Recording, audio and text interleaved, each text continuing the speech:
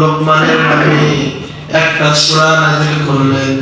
হযরত ইবনে কাসির রাহমাতুল্লাহ আলাইহি বলেন, আল্লাহ রাব্বুল আলামিনের পেয়ারা একজন বান্দা ছিলেন লোকমান। এই লোকমান তার সন্তানদেরকে 10টি উপদেশ দিয়েছিলেন। কয়টা উপদেশ? 10টি উপদেশ দেওয়ার কারণে আল্লাহ রাব্বুল আলামিনের কাছে এই 10টি উপদেশ এত ভালো লেগেছে। লোকমান আলাইহিস সালাম এই 10টি উপদেশ তার সন্তানদের দেওয়ার কারণে আল্লাহর কাছে ভালো লাগার কারণে আল্লাহ রাব্বুল আলামিন কোরআনুল কারীমের ভিতরে লোকমানের নামে একটা কমপ্লিট সূরা নাযিল করলেন। জয় বলি সুবহানাল্লাহ। আপনারা বাবা লোকমান আলাইহিস সালাম ছিলেন বাবা। দেখেন আপনারা লোকমানের ভিতরে কি পার্থক্য রয়েছে। লোকমান আলাইহিস সালাম তার সন্তানদেরকে 1 নাম্বার উপদেশ দিচ্ছেন। লোকমান আলাইহিস সালাম তার সন্তানদেরকে ওয়াজ করতে শুরু করলেন। ওয়া ইযা ক্বালা লুকমানু লিইবনিহি ওয়া হুয়া ইয়াগিদুহু ইয়া বুনাইয়া লা তুশরিক বিল্লাহ ইন্নাশ শিরকা লাযুলমুন আযীম। হযরত লোকমান আলাইহিস সালাম তার সন্তানদেরকে সন্তানদেরকে ওয়াজ করলেন, নসিহত করলেন, উপদেশ দিলেন। লোকমান আলাইহিস সালাম তার সন্তানদেরকে 1 নাম্বার উপদেশ দিলেন, হে আমার বাবারা, হে আমার সন্তানেরা, হে আমার বৎসরা, হে আমার কলিজার টুকরা পুরা, তোমরা শুনে নাও। ইয়া বুনাইয়া লা তুশরিক বিল্লাহ, তোমরা কখনোই আল্লাহর সঙ্গে শিরক করবা না। 1 নাম্বার উপদেশ। আপনি বাবা, লোকমান আলাইহিস সালাম বাবা, আপনি কখনো কি আপনার সন্তানকে বলেছেন বাবা কখনো আল্লাহর সঙ্গে শিরক করা যাবে বলেছেন? বুকে হাত দিয়ে বলতে পারবেন? পারবেন না, একজনও বলতে পারবেন না। কিন্তু হযরত লোকমান সন্তান ছোট্ট ছোট্ট সন্তানদেরকে শিখাচ্ছেন। এই ছোট্ট ছোট্ট সন্তানদেরকে কেন শিখাচ্ছেন? দেখবেন ভাটা আছে, ভাটা, ইটের ভাটা আছে, ইটের ভাটার ভিতরে কাদা মাটিগুলো গড়ায়া সুন্দর করে পানি দিয়ে গড়ায়া ওই কাদা দিয়ে ইটের মালিক বা ইটের কর্মচারীরা যদি ইট বানাতে চায় হবে কি হবে না? যদি পুতুল বানাতে চায় ওই কাদা মাটির পুতুল হবে কি হবে না? হবে হবে হবে।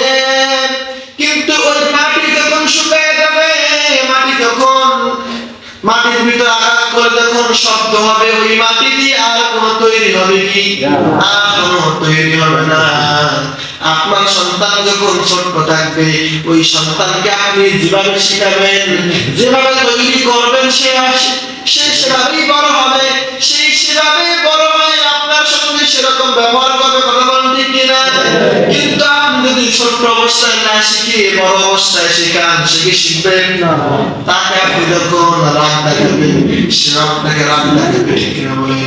সেই জন্য লোকমান আলাইহিস সালাম তার ছোট সন্তানদেরকে শিখাচ্ছেন, হে আমার সন্তানেরা, লা তুশরিক বিল্লাহ, তোমরা কখনো আল্লাহর সঙ্গে শিরক করবা না।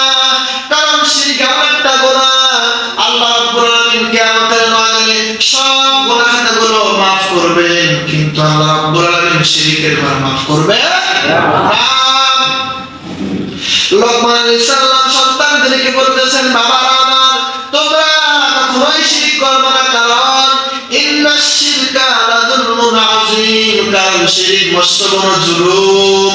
আল্লাহ রাব্বুল আলামিন কোরআনুল কারীমের ভিতরে আরেক জায়গায় জানিয়ে দিয়েছেন, আল্লাযীনা আমানু ওয়া লাম ইয়ালবিসু ঈমানাহুম বিযুলমিন উলাইকা লাহুমুল আমান উলাইকা লাহুমুল আমান ওয়া হুম মুহতাদুন।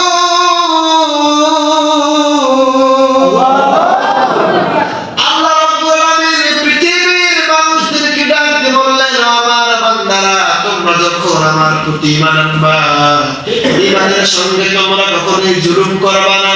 হযরতে মুহাম্মদ রাসূলুল্লাহ সাল্লাল্লাহু আলাইহি ওয়াসাল্লামের কাছে সাহাবায়ে কেরাম বললেন, ইয়া রাসূলুল্লাহ, ঈমানের সঙ্গে আবার জুলুম কেমনে করে? বিশ্বনবী আমাদেরকে জানাই দিলেন, ও আমার উম্মতেরা, তোমরা যখন আল্লাহ বানানোর পর জুলুম করবা না, মানে শিরক করবা না। কি করবা না? শিরক করবা না। আচ্ছা বলেন তো, আপনার বিবির বিছানায় যদি অন্য পুরুষ থাকে আপনার মন খারাপ হবে কি হবে না? আবার আপনার সঙ্গে যদি অন্য কোন একটা মেয়ে ঘুমায় থাকে আপনার স্ত্রীর মন খারাপ হবে কি হবে না? এবার বলেন তো মুসলমান, আল্লাহর জায়গায় যদি আপনি আরেকজনকে রব হিসেবে মানেন আল্লাহর মন খারাপ হবে কি? আল্লাহ বলে, বান্দা আমি আল্লাহর কোনো মেয়ে নাই, আমি আল্লাহর কোনো ছেলে নাই, আমি আল্লাহর কোনো স্ত্রী নাই, আমি আল্লাহর কোনো সন্তান নাই, আমি আল্লাহর সিয়াক, আমি আল্লাহর কেউ নাই, তোমরাই আমার আদরের বান্দা। এর বান্দা 24টা ঘন্টায় আমি আল্লাহ তোমাদের দিকে তাকায় থাকি। আমার বান্দা কখন আমাকে একবার আল্লাহ বলে ডাক দিবে? বান্দা তোমরা যে একবার আমি আল্লাহকে আল্লাহ বলে ডাক দিতে পারো, আমি আল্লাহ তোমাদের জন্য বারবার তোমাদের ডাকে আমি আল্লাহ সাড়া দিয়ে দেব।